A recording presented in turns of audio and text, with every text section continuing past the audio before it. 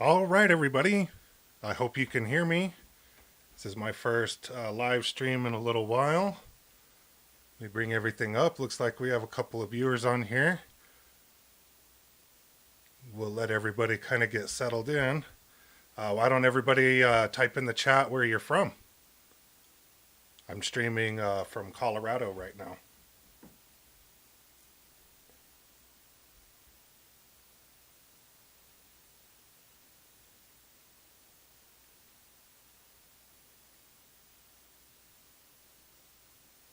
Can everybody hear me?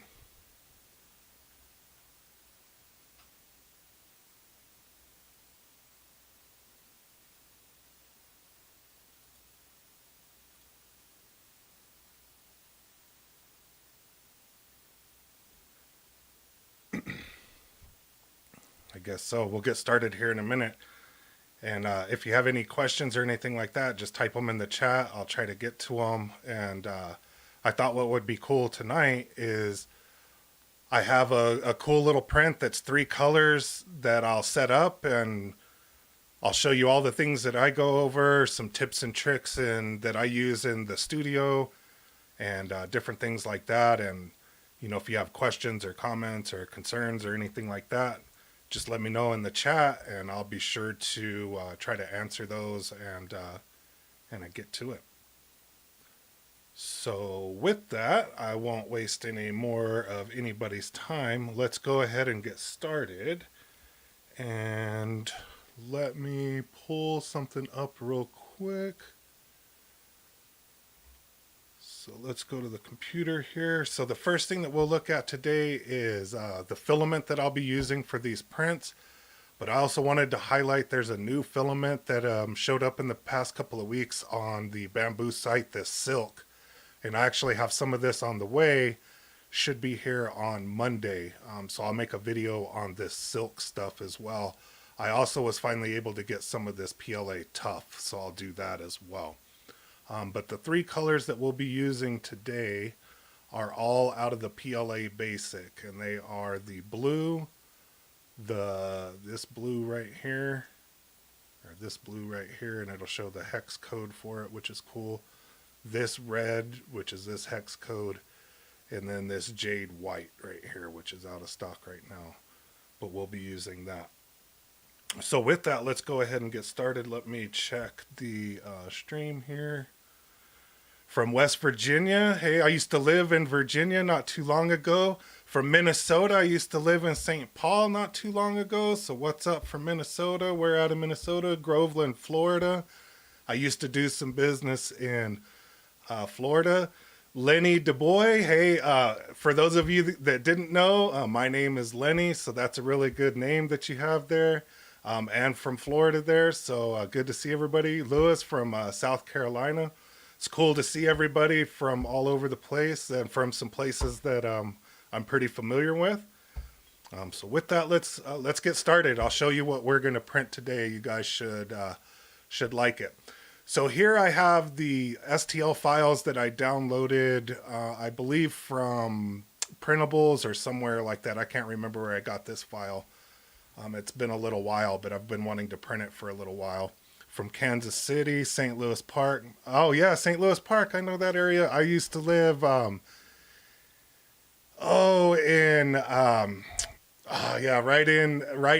near St. Louis Park, not far from there.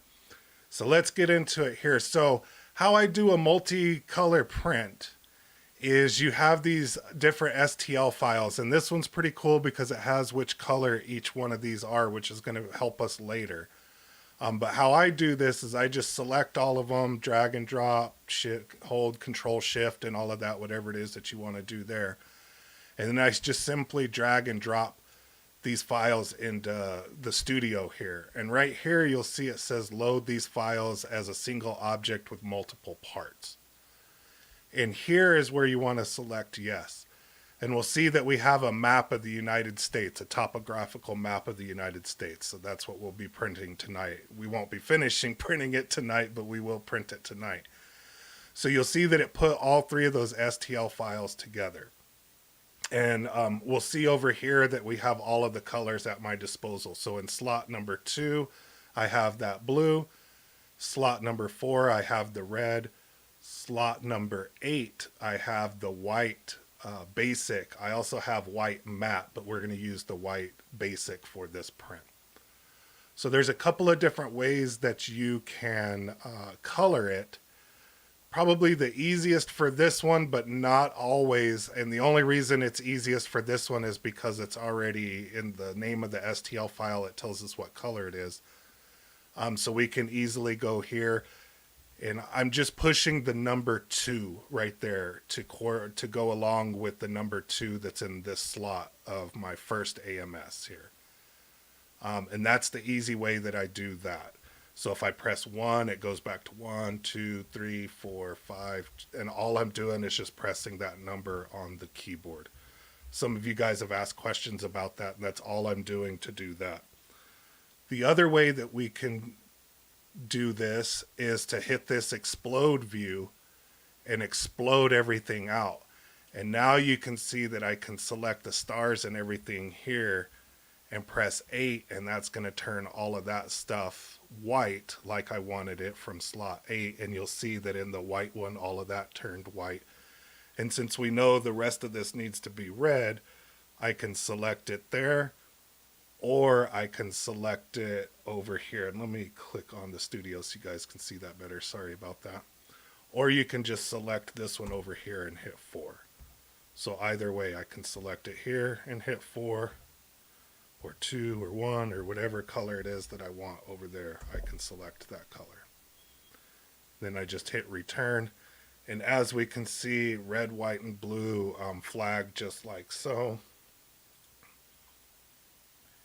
And that's how you get the multicolor print, the 2 easy ways to do it. So you can come over into objects right here and select those and select which color it needs to be.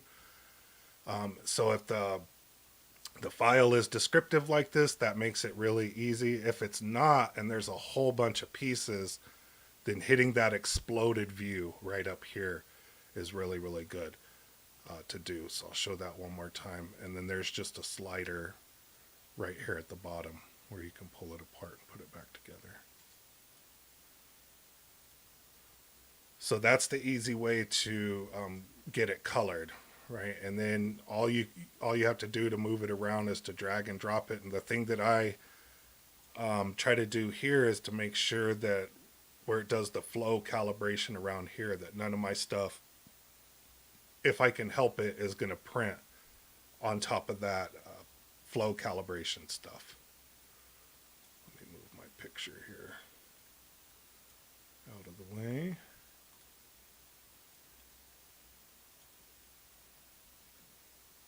And I see some more people coming in from North Carolina, Tennessee. Used to do some business in Tennessee as well. Everything like that. Okay, so now that we have our print colored, let's go over a couple of other things that I look at here. So you'll see that I toggle between this global and objects quite a bit right here. And there's something that I do want to show you in here. You'll see that it says 0.200 millimeter Lindizzle setup. So this is a custom setup of all of these different settings that are in each of these categories right here.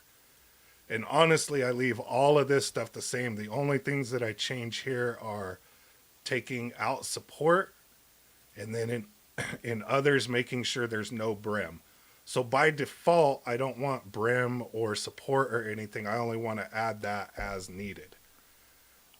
So how you make your own custom one like this that'll always do that and everything is just by hitting this little save button right here.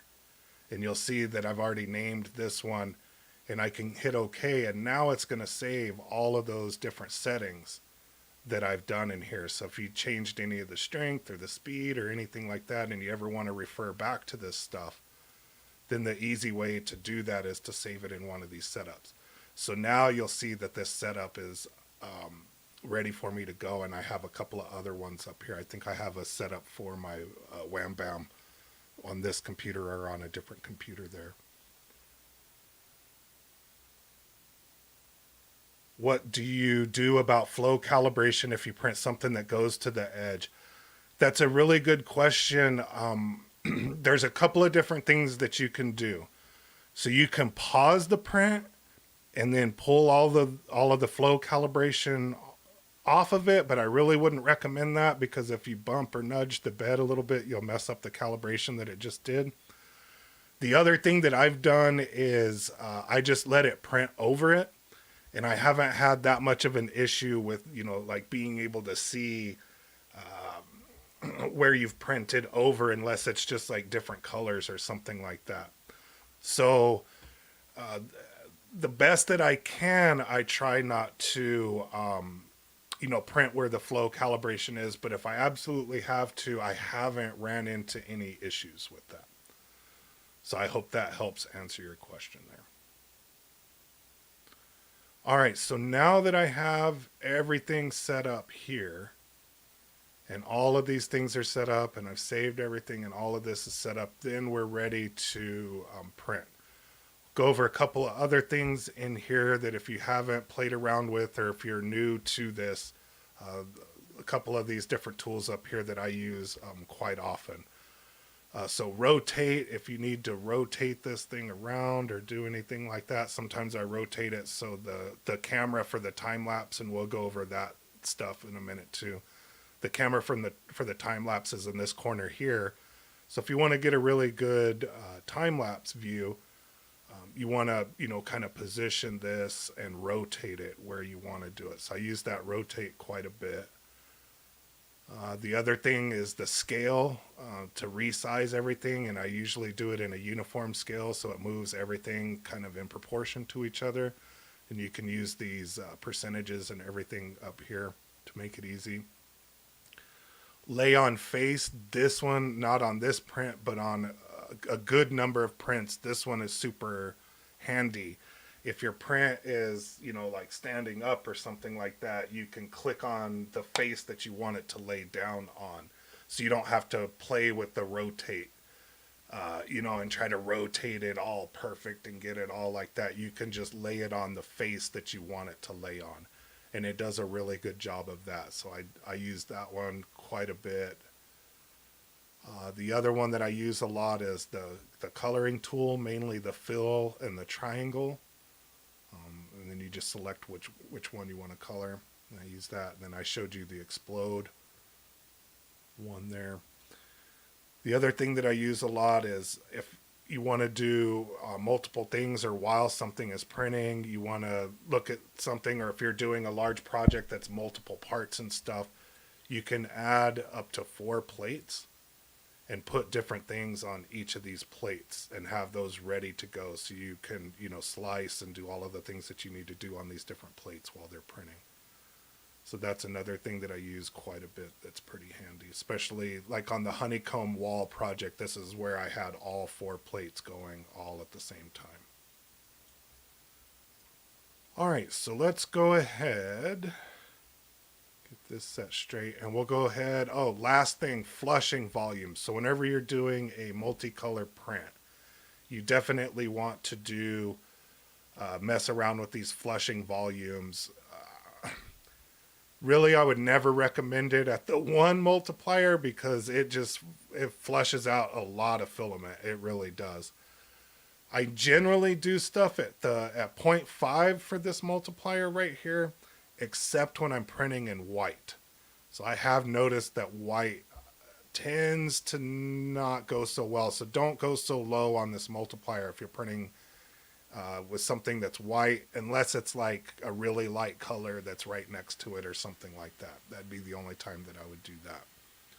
Otherwise, we'll go with 0.7 for this tonight. And then I just hit 0.7 and hit auto calc on there and hit OK, and that'll adjust our flushing volumes. And that does make a difference in the print time and the amount of filament that is used in the flushing process.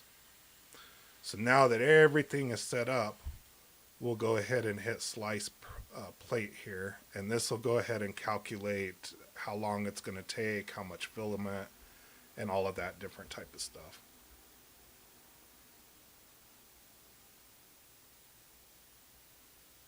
All right, so we'll see 5 hours and 19 minutes total time. So prepare time is the calibration, and we'll get to see all of that tonight. I'm going to go ahead and hit print on this thing.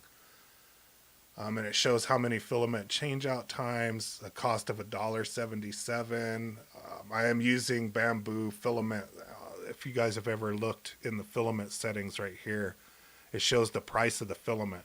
So if you have a generic filament and you want to calculate the price of what a print is going to be, you can go in here and change this price, and that reflects in the cost that shows up here. So it does calculate that. So if you guys haven't played around with that, that's where that setting is. And all I did is I just hit this little button right next to the filament here. And you can adjust the price. So since this is the Bambu filament, it has the price of what it is online right now. So $1.77 to print this, and it's going to take 5 hours and 19 minutes. So once all of that is ready to go, I'll go ahead and hit print plate. And then I'm presented with this screen here. And there's a couple of things that you want to look at here. And every once in a while it does this. I don't know what is in the code, and this is why I look at this. So in one of my videos, you guys showed that this is like, they make this super confusing. And look, it's even getting confused on live. I'm glad we caught this on live too. So it's showing A2, A4, A3. So that's the first AMS second slot, first AMS fourth slot, first AMS third slot, where I do have white, but it's the matte white, not the basic white from number 8, which I did press. So let's go and double check. Go back in here. I have 8. It should be B4, should be the filament that it's using in there, but you'll see it says A3, and I've seen it do this a couple of times with this white and with the blues. I've seen it do this. So how you fix that is to just click on the color right there. That'll bring up the AMS slots, and I'm going to select B4 and fix that. So do pay attention to that. Everybody just saw that live, that it even got confused with the white between matte and basic. Right? So do check that. Hey, Angry, how are you? Hey, Uncle Buck from Northeast Pennsylvania. How are you guys doing? All right, so we got all of that done. You'll see that I'll select my correct Bambu right here. We're going to want to do bed leveling here, flow calibration, enable AMS. This is the setting if you ever wanted to use the external spool, or if you don't have an AMS and you're just using a single color on a spool. This is what you do in order to do that. If you uncheck this, that's for a single spool outside of the AMS. With this selected, you use the AMS in all of these. And you'll see that the time lapse was already pre-selected for me. And that'll take the time lapse of the video. Oh, you know what? I didn't show you guys how to adjust the time lapse.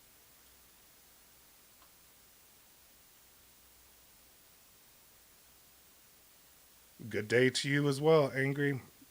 If you ever want to change the time lapse settings, that is under others right here and under this time lapse.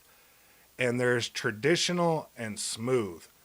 The difference between those is traditional is going to take a picture every so many seconds or every minute or whatever it happens to be. I'm sure if we looked in the wiki somewhere, we could find out what that is. That's what the traditional one is. And if we read in here, it probably says that somewhere. The smooth one, what that does is it waits and it puts the nozzle head back where the poop chute is, and it snaps the picture of the time lapse there, so you always see the model. So you just kind of see the model grow instead of seeing kind of the head going all over the place. So moving it to the smooth does add time to it. And as you notice, my print plate went gray and my slice plate came back up. We were at 5 hours and 19 minutes. So to do the smooth time lapse, let's see how much time that will add on there. 3 minutes. So it added a whole bunch of 3 minutes on there. So we'll do it on this one, and we'll have the nozzle head go to the back, and it'll snap. That's when it'll snap the picture. And I guess on that one, it snaps a picture every layer is what it does on there. All right, so we'll go to print plate. Be sure to change this. You'll see it keeps on getting confused even after I changed it before. All of this stuff is ready to go. So then I'll hit send. And now it'll send it to the printer, and it'll automatically switch over to this device page for me. I won't touch anything.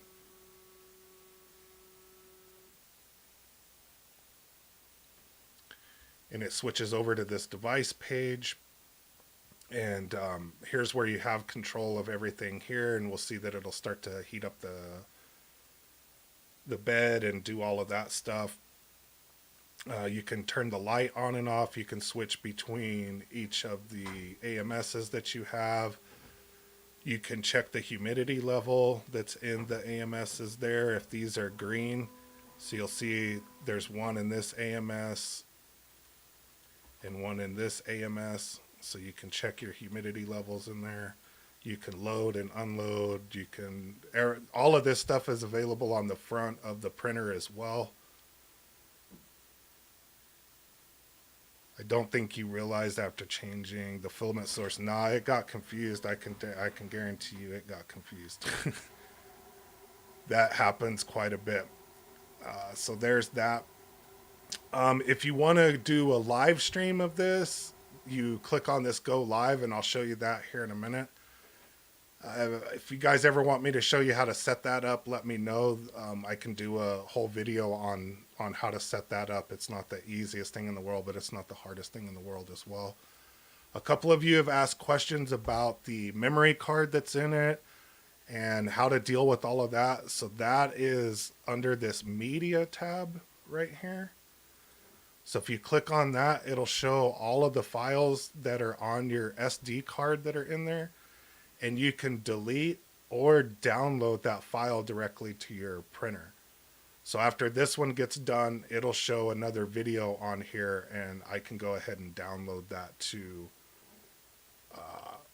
my computer and then post it. That's how I posted it on YouTube. And honestly, that's how this whole YouTube channel got started. All right. And then once you do that go live, then I can do things like this, and I can change the whole live stream to where it's a full screen of the printer, and everybody can see it like that.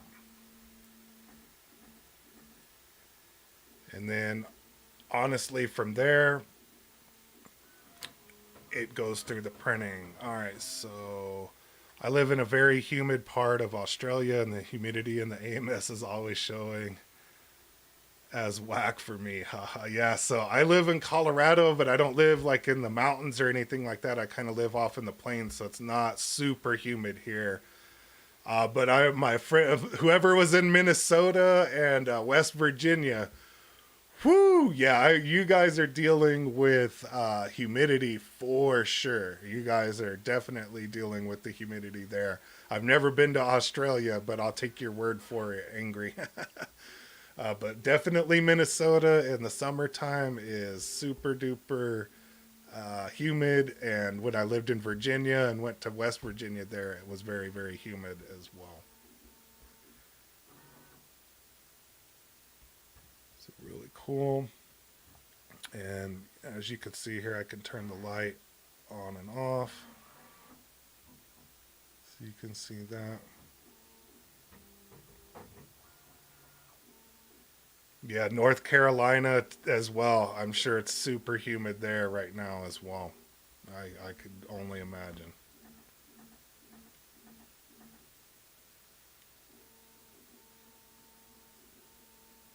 I appreciate everybody joining me tonight, and I appreciate everybody that's subscribed to my channel and has watched my channel and watches my videos. I really, really appreciate it.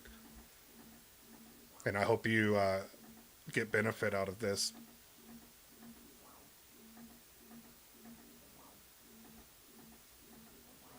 Yeah, there's a couple of humid places. Pennsylvania, Tennessee, that's another place. So I work for a large technology company, and I used to live in Washington, D.C., and I covered 9 states. And West Virginia, Tennessee, North Carolina were all part of that territory that I covered. And it seemed like every time I drove to Tennessee, it was raining in that place. And then for triple O three in Minnesota, he will agree that it rains every other day. Yeah, in Minnesota too, it rains every other day. Robert, that's funny. Yeah, in Minnesota. What was funny? I'm originally from New Mexico, which is a super dry place, and where if you want green grass, you have to water it. In Minnesota, I used to, joke with people like I never had to water my grass, and I don't think my yard ever got dry. Like it was always, it was always wet, and it was always nice and green, and because it rained every other day, that's really cool.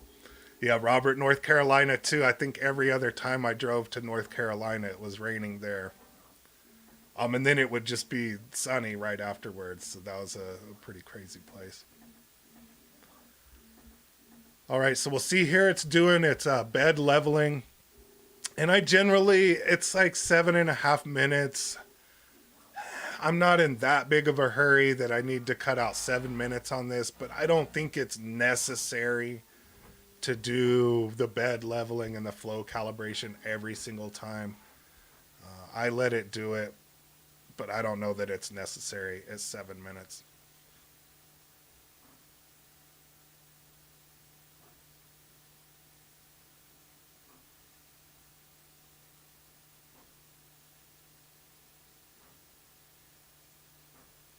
And now the LiDAR is going over the bed as well.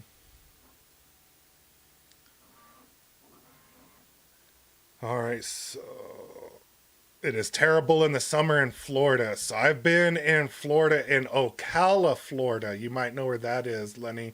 I've been to Ocala, Florida in the summer. You get in the shower, get out, get nice and dry. You walk outside, and it feels like you're in the shower again. So I definitely have been in the summertime in Florida there, Lenny. That's pretty funny. Let's see, angry. How do you find how the Bambu handles overhangs compared to other printers? I use the tree hybrid supports, and it still struggles slightly. I had a Creality printer before, and that thing didn't have any kind of overhang capabilities on it. I will say a little bit of trial by error. I usually try to look at the print and make sure it's not printing anything completely out in space. And I try to use the tree supports and that type of stuff on there as well. Trial and error. It surprises me though, compared to my Creality, it definitely surprises me. Do you remember where you got the file from? I do not. It was printables or Thingiverse or something like that. I will look for you right now, Lenny. Let me see if I can find that real quick. I downloaded it and threw it in a file to print later a long time ago, and thought it would be a good one to print today. Let's see.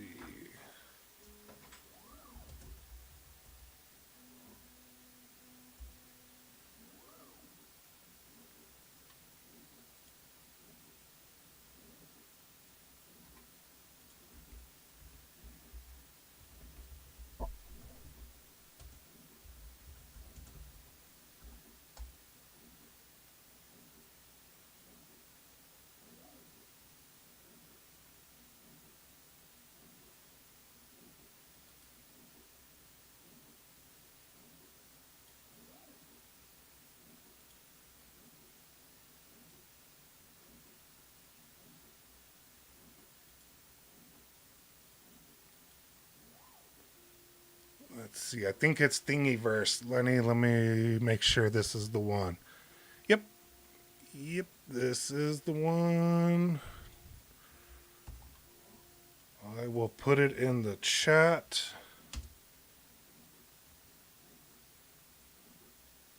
Yep, 1 hour from Ocala near the Villages. I know where that is. Going to rain in Pennsylvania for the next 6 days. See? Let me know if that link went through there for you, Lenny, but that's the link for everybody for the file that I'm using today. So if you guys want to print it as well.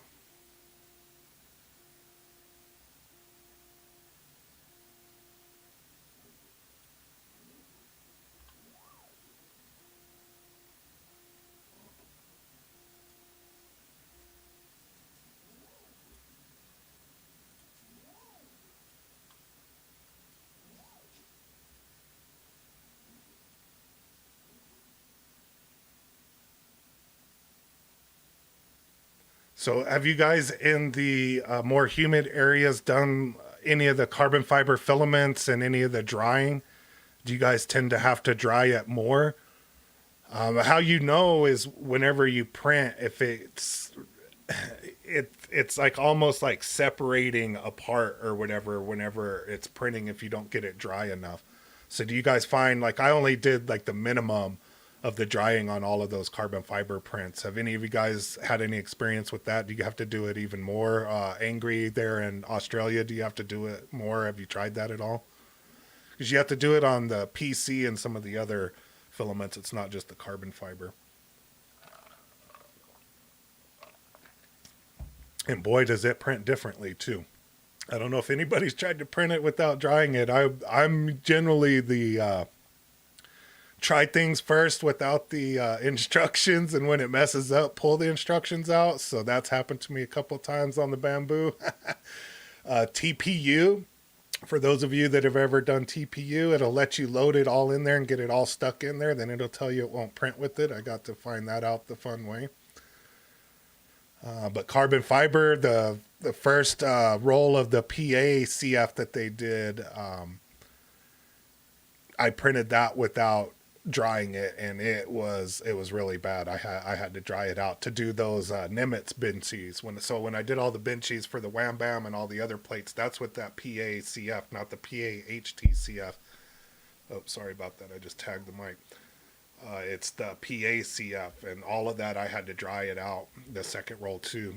Angry, all of my filament, no exceptions to this, are always being stored in a large, airtight containers full of moisture eaters. That's funny. Yeah, and I bet you save all of those little desiccant packages as well. That's a good tip. One of the viewers had mentioned that, to save all of the desiccant packs. So I bet you get that and throw them in there. Sunlu dryer, 5 hours at 55C. The carbon PC works great. Thanks for that feedback, Robert. I thought about getting an external filament dryer and checking that out, because I have all of the different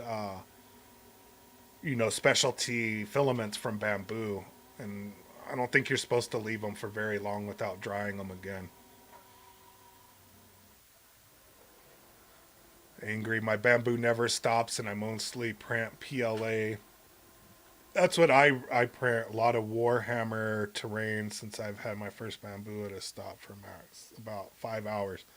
That's cool that you do Warhammer terrain and everything. I've always wanted to do something like a whole scene. What I thought would be cool, I have this in my house where it goes down into the steps in my basement. It's this really long kind of mantle, and that's where the Mandalorian, the rocket, I have this big tree that I printed with my Creality, my Snoopy, and all of that is on there. But what I thought would be cool, and like a really big project, and maybe one that would be really cool to print and everything, is to do the whole first level of Super Mario Brothers along that whole thing, and do like the ground terrain and all the little blocks and everything. So that's really cool that you do Warhammer stuff and terrain like that. I'd like to eventually do like the first level of Super Mario Brothers. I think that'd look pretty cool on that mantle. Yep, throw all those little desiccant things into the containers. Yeah, I replaced the ones in the AMS with the regular AMS ones, but I have been saving those desiccant things and throwing them in the carbon fiber. They come in resealable bags. So I've been throwing the extra ones in there and doing that. Hey, from Northern Ireland, Techie NI. Wow, I bet. What time is it in Northern Ireland? It must be super late there. Okay, Brandon, have you tried ASA or ASACF? Supported, supposed to be very strong and very little Vox compared to ABS. I have not tried either one of those.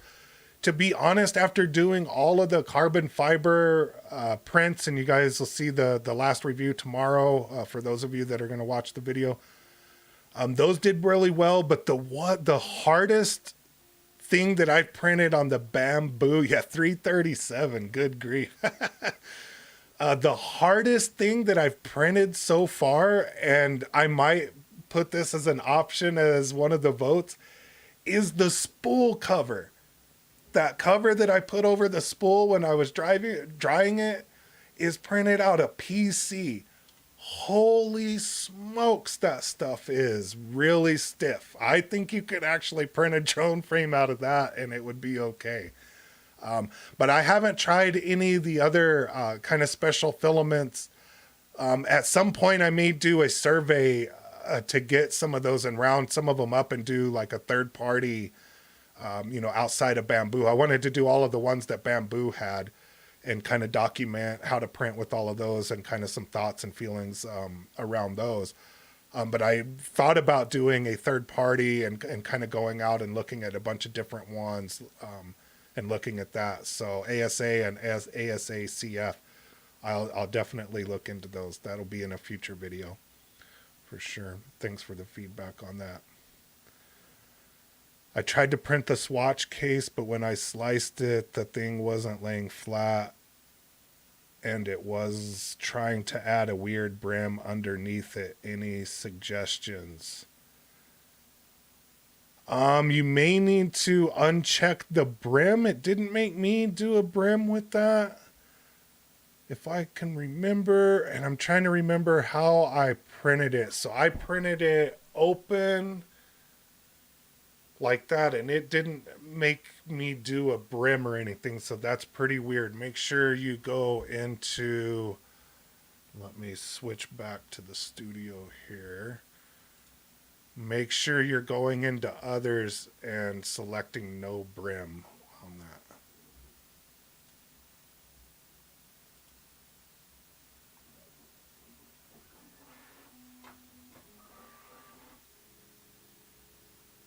Hopefully we didn't lose the camera. There it goes. Sometimes it stalls out a little bit like that. But yeah, that's really weird. It didn't make me do a brim or anything like that. And I don't think it was that there. I have ran into some prints where the brim is like built into the STL file, but that I don't remember being one of them. It's not a huge thing if there's a brim on it. You can always pull it off. Have you seen the file someone made for the tool holder that sits on top of the Bambu and hugs the AMS? It's really cool. It's on my list of things to print. I have not seen that one. And I have my AMSs off to the side. Reason that I have my AMSs off to the side is because some of the filaments that you need to print actually recommends that you open the top cover or open the front of it.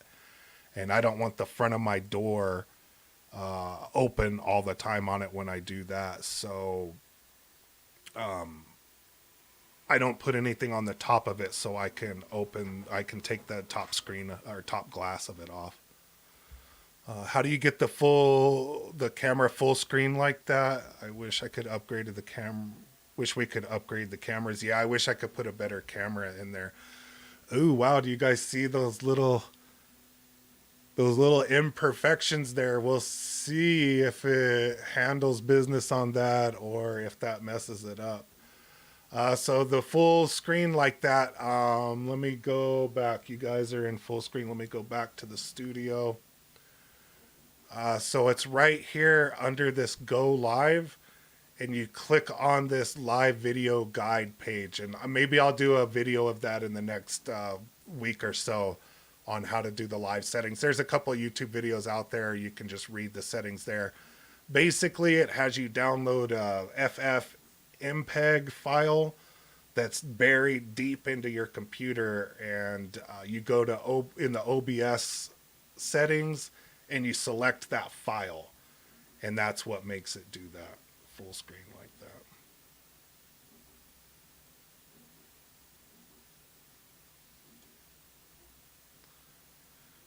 My printer arrives Tuesday. My plan is to feed the CF from an external dryer to the printer and not use the AMS for CF. I plan on storing leftover in a vacuum bags with moisture absorbent. That's a good idea.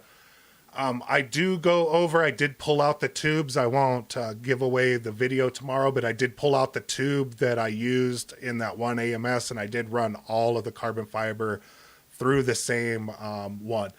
It wasn't a ton of carbon fiber filament through there, but I definitely agree with any hesitancies on that.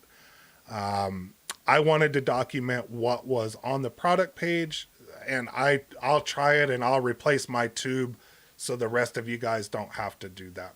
But I completely agree with you. If you're not cool with putting the carbon fiber through there, don't do it. Peter, do you live in a very humid place as well, since you have to keep it in the vacuum bags with the moisture absorbent desiccants in there? I would imagine so. And what's the first thing that you're going to print with it, Peter? I'll say, if you want my recommendations, if you don't have a hole in the table behind it with a trash can under it like I do right behind me, the first thing that I would print is the poop chute. So if you want a recommendation on that, I would print the poop chute. That's the first thing I printed on mine, and the first video that I posted on my YouTube channel was printing a poop chute, which I have long since got rid of. And I will tell you, I cut a hole in the table behind my printer, and I put a trash can under there, and it's been like 3 months since I've done that, and I have not had to change the bag in the trash can yet. It's about half full now. It's getting there, but I haven't had to change it yet.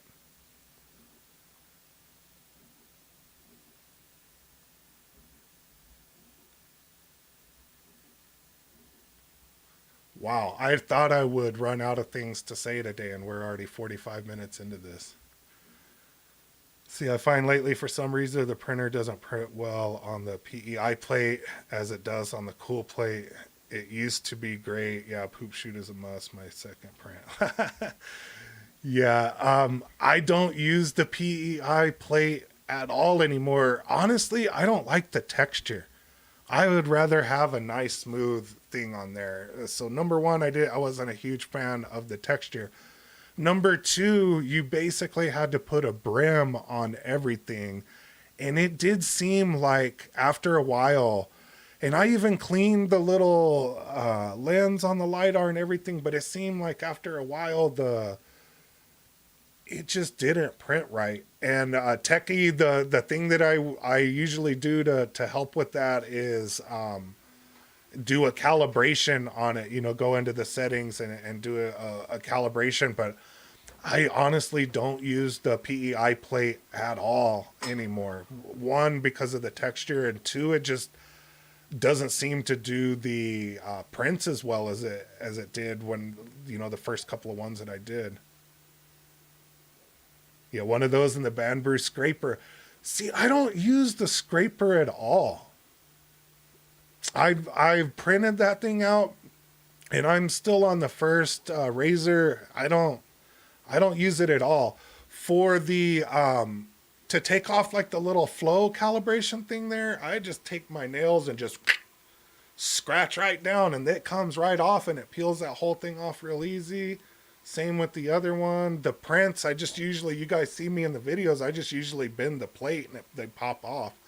So the scraper, I don't really use. The other tool that I think is the must, especially if you have an AMS, because that thing clogs every other day, or a piece of filament breaks off in there every other day, is the little tool to undo the tubes. That little, not the one without the handle, but that one with the handle. That and the poop chute, I think, are the most necessity. Yeah, I find it hides the lines, but agree. The scraper's a must. See, that's a controversial one. I don't use the scraper. I just don't. That's so funny. That's super funny. Yeah, I don't use it at all. I think I've used it like one time, and I was afraid I was gonna scratch the plate and tear the sticker off of the plate and have to replace it or whatever. So I don't ever use that. But the thing I use all the time, especially because those AMSs, man, the filament always likes to break off in there, and you always have to take it apart and pull those tubes apart. And I use that little tool probably the most because of that.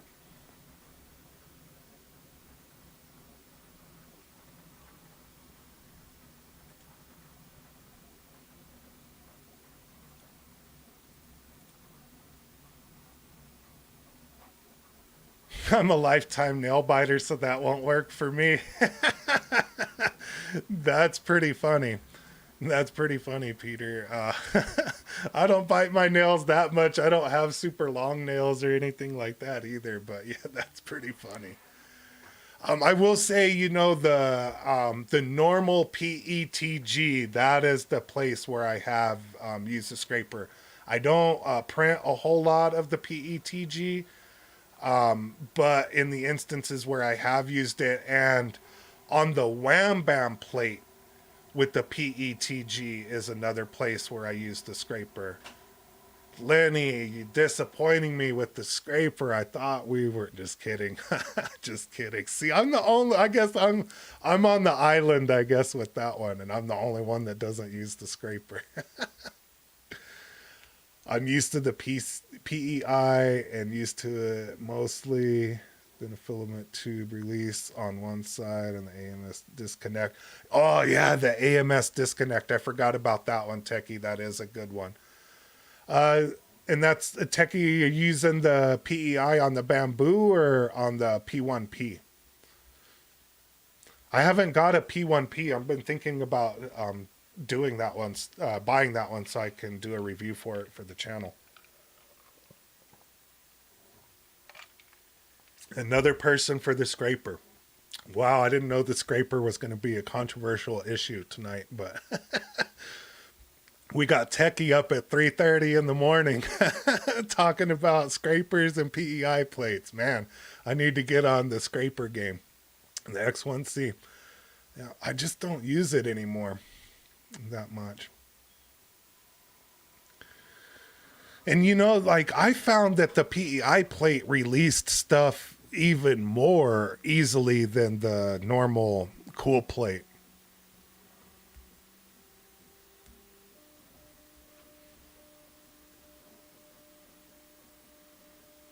And I never had a filament clog, and I run CF, PLA, and PET constant for months now.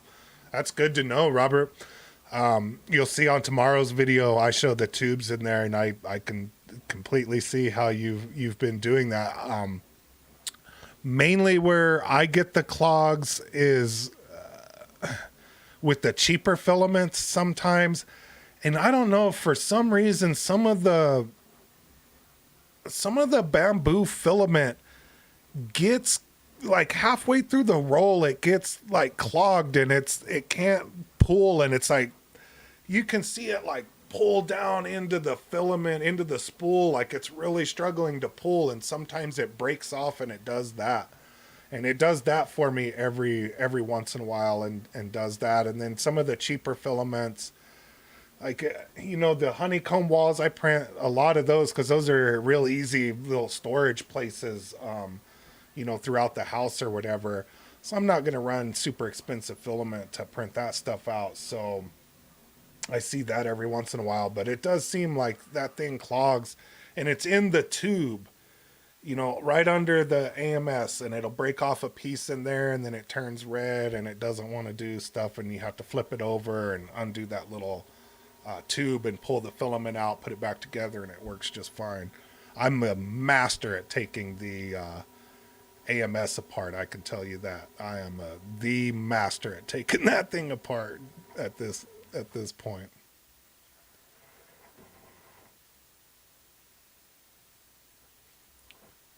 How much, Robert? How much are we talking that you run consistently? Is it prints per day of the PLA-CF? And what is your favorite filament to run?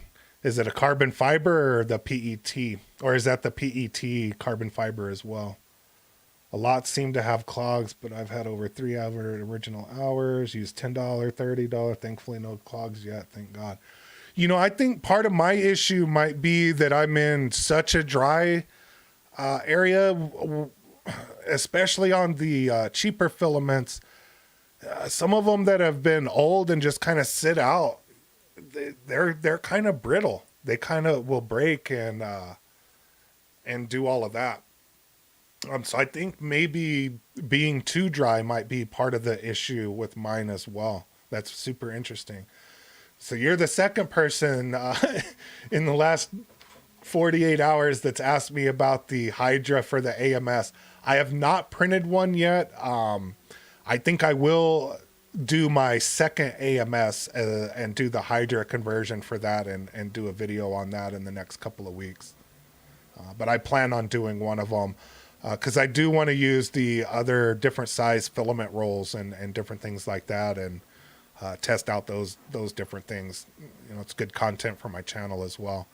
So I probably will be doing the Hydra conversion pretty soon with one of mine. Overture, I love Overture. Love that. Bamboo filaments, PET, CF, and the PLA from Bamboo. PLA, CF. Cool. Really good. That's good to hear. I think I'll be doing another video on the 6-month maintenance, which will be coming up pretty soon for it. And I will most likely just change all of the filament tubes anyway. A lot of people had comments. So Robert, I'll agree with you. I don't think it does a whole heck of a lot to that. Mainly because even if you put the spool on the outside of it, there's still the tube that's going into the printer head that you have to contend with as well. So if it's going to wear out a tube, it's going to wear out that tube as well. So I do see wear and tear from the normal PLA filaments as well on there. So at the 6-month, I'm just going to replace all of them because if you buy an extra AMS, it comes with a ton of extra tubing in there. So I'm going to replace all of the tubing at the 6-month mark, just as a precautionary measure. And I'll do a video on that as well. The ironing of the top layers. That's a great comment, Angry. I always forget to do that. I need to set that in my my Lindizzle printer, my Lenny setting. And Ash, another long-time subscriber, hello from you. Didn't know you'd be doing a live print. Yeah, I said it in my channel update, but with the 200 views that got, no, not very many people saw that. Thanks for the views on that one. Just kidding, everybody. But yeah, I plan on, Ash, I plan on doing one of these every Saturday that I can for an hour and let everybody ask questions, and I'll do a print and go over how I'm doing the print and everything like that. I've been wondering what to do about maintenance. I did do a 3 months maintenance video. I would do it after 3 months, or I think it says 100 hours or something like that. I did make a couple of mistakes in that video, so read the instructions and watch my video. The big mistake is I forgot the rod in the back, so be sure to grease the rod in the back there.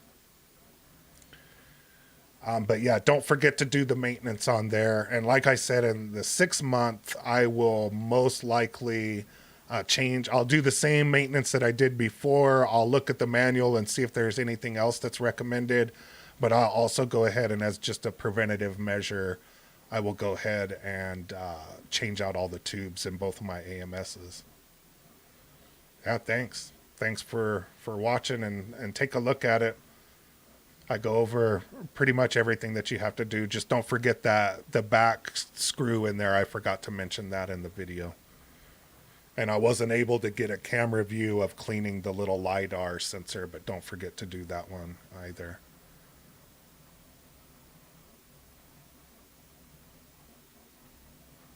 I know we're not supposed to lube the carbon rods, but there is lube for carbon fiber rods out there. Yeah, do what you feel comfortable with. If you feel that they need the lubrication, I think everybody's environment's different. Everybody's situation is different. As long as you've done the research and you feel like that's what you need to do, I would do that, and put the lube on there. I saw a couple comments in my thing with people in all caps, do not lube the carbon rods and all that. Like, look, it's your printer. You do what you want. I don't think it's gonna break down and never print again if you put some lube on the carbon fiber rods. And on the other side, I don't think it's gonna break down and never print again if you don't lube it. But I'm not in Northern Ireland, and I don't know what your carbon fiber rods look like. So you do what you feel comfortable with doing with your printer, techie. I would just use your best judgment on that. Have you installed a printer for both AMS and the spool on the back? I did print out a splitter for the spool in the back when I did the PET CF, since it didn't, it recommended not to run that through the AMS. Although, as we read earlier, Robert doesn't have any problem with it, which that one seems to be the rougher one of them all, but should be okay. But for that video, I printed the splitter. So I could easily switch back and forth on those. Let's see, Angry. The P1Ps are great workhorses. I have the X1C and the P1P. I've been really thinking about getting a P1P for on-the-fly orders for the terrain. They just spool up and down as needed. Wow, nice. Yes, I don't do any like professional printing or anything like that. That's really cool. So you sell all of your Warhammer stuff. Is that on like Etsy or something where you sell all of that stuff?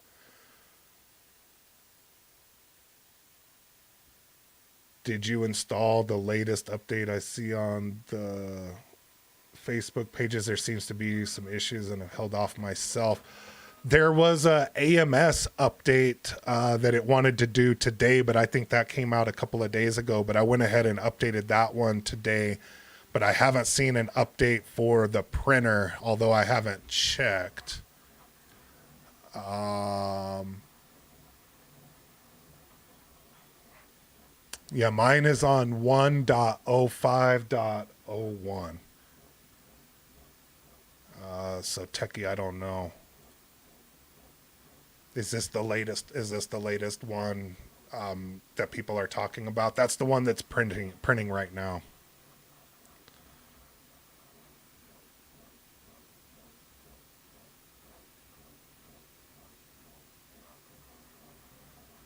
And I see Nero is strongly advised against the K1 printer due to leaks. Ash sells a few things on Etsy, not enough to make a living, but it pays for the... The way I look at it is, if you're going to be doing some 3D printing anyway, which I think all of us are, and you can make a couple of bucks off of it, that's a win. That's a win in my book, Ash. You're winning. You're definitely winning there. So more power to you. If you're making $1 off of it, pat yourself on the back. Good job. I print for another company here in Australia who then sells it. The two P1Ps were paid for by the X1C Works. To be honest, my Ender 3 versus Neo just does my personal stuff. Wow, see, you'd print a lot more than I do. I just don't have the time, and I travel way too much to print all of that. But that's really, really cool. I hope one day Bambu Studio will come to mobile devices. Yeah, that would be cool to do all of the slicing, or at least, just pull a file in and be able to hit print or something from like an iPad or something. I think would be pretty cool. I guess you could do some of it from your phone or from like a Galaxy Fold or something like that. But like from an iPad would be pretty cool to do that. I guess you have the Bambu Handy app, but it doesn't let you really do the slicing or anything like that.